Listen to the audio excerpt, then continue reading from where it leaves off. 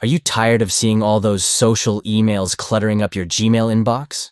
Well, in this video, I'm going to show you how to hide those social emails in the label list on Gmail on your PC with the new update.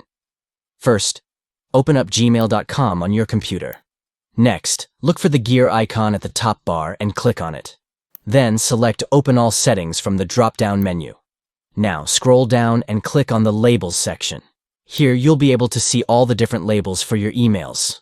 Look for the label named Social and click on it to expand the options. Finally, find the option to hide the social label and click on it. This will hide all the social emails from showing up in your label list, giving you a cleaner and more organized inbox. And that's it.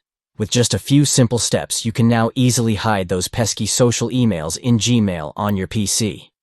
Give it a try and enjoy a more streamlined email experience. Thanks for watching.